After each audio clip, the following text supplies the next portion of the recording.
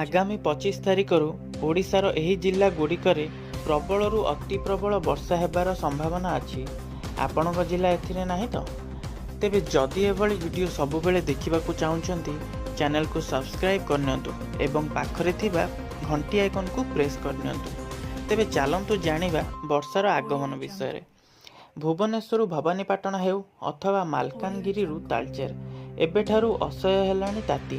ଫେବୃଆରୀ ମାସରେ ସବୁଠି ତାପମାତ୍ରା 35 ଡିଗ୍ରୀ ପାର ହୋଇଛି।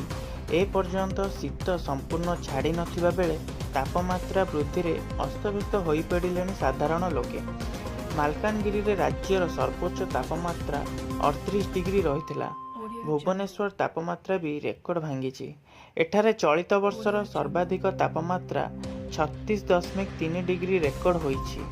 ଏହି ଦୁଇ ସହର ବ୍ୟତୀତ ଅନ୍ୟ 14ଟି ସହରର ତାପମାତ୍ରା ଆଜି 33 ଡିଗ୍ରୀ ଉପରେ ରହିଥିଲା। ଏଭଳି ସ୍ଥିତି ଆହୁରି 2 ଦିନ ଲାଗି ରହିବ ବୋଲି ପୂର୍ବାନୁମାନ କରିଛି ଆଞ୍ଚଳିକ ପାଣିପାଗ ବିଜ୍ଞାନ କେନ୍ଦ୍ର। ଅନ୍ୟପକ୍ଷରେ ୱେଷ୍ଟର୍ଣ୍ଣ ଡିଷ୍ଟର୍ବାନ୍ସ ଫଳରେ 24 ଓ 25 ତାରିଖରେ ଓଡ଼ିଶାରେ ବର୍ଷା ହେବାର ଆଶଙ୍କା ରହିଛି।